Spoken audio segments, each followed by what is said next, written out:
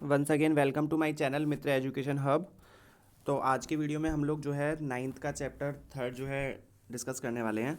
तो previous videos जिन्होंने भी नहीं देखी है उनको मैंने ऑलरेडी प्रीवियस वीडियोस जो है प्रोवाइड करवाई हुई हैं। आप प्लेलिस्ट में जाकर भी वीडियोस को देख सकते हैं। तो चलिए स्टार्ट करते हैं आज के चैप्टर को। देखिए हमारे चैप्टर का नेम क्या है। चैप्टर का नेम है एटम एंड मॉलिक्यूल। काफ़ी इंटरेस्टिंग चैप्टर है हमारा ये। ओके तो देखिए बेसिकली हम जो है एटम और मॉलिक्यूल के बारे में प्रीवियस चैप्टर्स में भी पढ़ के आए हैं। तो देखिए हमारा बेसिकली हमको पढ़ना क्या है यहाँ पर हमको एटम्स किस तरीके से ठीक है बना होता है, क्या है, इनडिविजिबल होता है, और एटम से मिलके क्या बनते हैं, आपके मॉलिक्यूल्स बनते हैं। ओके तो देखिए हमको क्या बताया हुआ है यहाँ पर।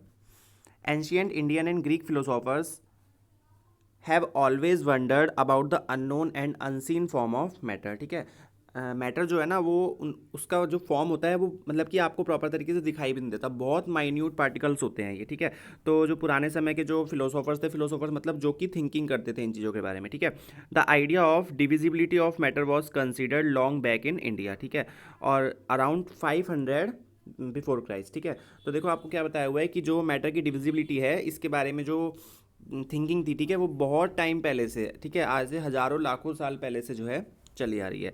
एंड इंडियन फिलोसोफर, अब देखो इंडियन फिलोसोफर का नाम बताया हुआ है आपको। इंडियन फिलोसोफर का नाम क्या है, महर्षि कणाद। ठीक है, postulate that if we go on dividing matter, means उन्होंने जो है एक अपनी फिलोसॉफी दी थी महर्षि कणाद ने कि यदि हम मैटर को डिवाइड करते हैं, ठीक है, मैटर को ही हम क्या बोल देते हैं हिंदी में, पदार्थ बोल देते हैं, यदि हम मैटर को डिवाइड करते हैं we shall get smaller and smaller particle, आप क्या करेंगे, बहुत छोटे छोटे पार्टिकल जो हैं उसके पाएंगे। Ultimate a stage will come, और लास्ट में क्या होगा, एक ऐसी स्टेज आएगी when we shall come across the smallest particle beyond which further division will not be possible। तो देखो महर्षि कणाद जो थे ना उन्होंने क्या बताया कि एटम क्या होता है।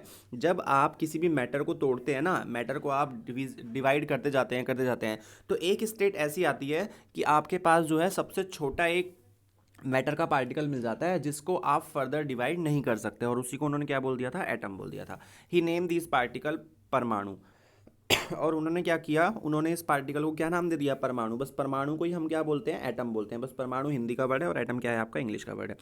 ठीक है, फिर उसके बाद जो है आपके और फिलोसोफर्स आए थे, ठीक है, कात्यायमा आए थे। ठीक है, उन्होंने क्या किया था, उन्होंने भी यही चीज़ बताई थी सेम। उन्होंने क्या बताया था कि these particle normally exist in combined form which gives us various form of matter. ठीक है, ये जो पार्टिकल्स होते हैं ना एटम, ये क्या होता है, कंबाइन हो जाते हैं। मीन्स बहुत सारे एटम्स को, ठीक है, thousand of lakhs of atoms को आपने मिला दिया तो आपके पास क्या बन गया, आपके पास मैटर बन गया। क्लियर। अब देखिए क्या बोल रहे हैं आगे, अराउंड द सेम इरा, उसी टाइम पे क्या था, एंशियंट ग्रीक फिलोसोफर्स थे, डेमोक्रिटस और ल्यूसिपस। ठीक है, ये दो हमारे जो है फिलोसोफर्स थे, इन्होंने भी यही चीज़ को डिफाइन किया। ठीक है, उन्होंने क्या बोला कि if we go on dividing matter, यदि हम मैटर को डिवाइड करते हैं, अ स्टेज विल कम, तो एक ऐसी स्टेज आएगी when particle obtain can not be divided further. ठीक है, आपको जो पार्टिकल मिलेगा ना उसको आप फिर फर्दर डिवाइड नहीं कर सकते हो। और फिर उन्होंने इन पार्टिकल्स को क्या बोला, इनडिविजिबल पार्टिकल्स। क्लियर।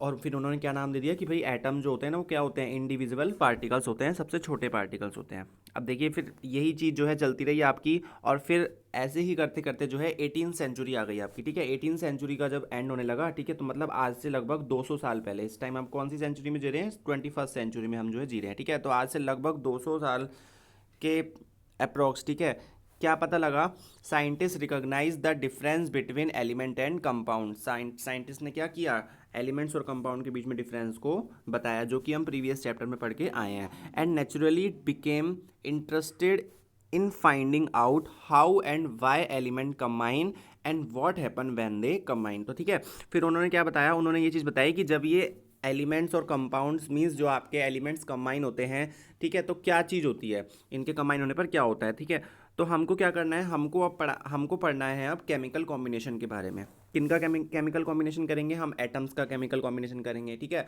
आपके जितने भी मॉलिक्यूल्स होते हैं उनको कंबाइन करेंगे। क्लियर, तो उन चीज़ों के बारे में हमको यहाँ पर डिटेल में पढ़ना है। तो देखो एक साइंटिस्ट थे आपके, लेवोसियर।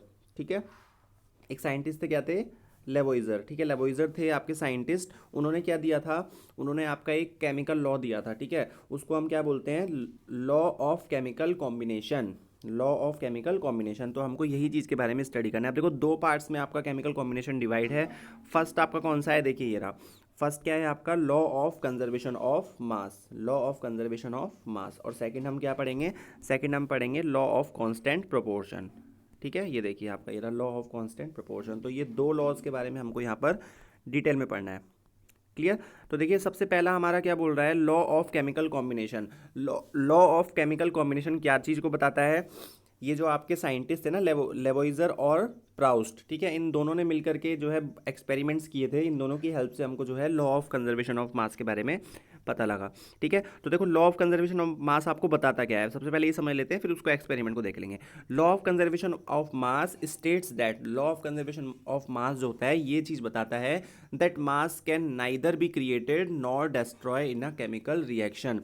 ठीक है, law of conservation of mass क्या बताता है कि जितना भी मास है ना वो ना तो क्रिएट किया जा सकता है और ना ही क्या किया जा सकता है, डिस्ट्रॉय किया जा सकता है। ठीक है, मतलब मास क्या रहेगा आपका, मास बेटा कंजर्व रहेगा। ठीक है, मास आपका क्या रहेगा, कंजर्व रहेगा।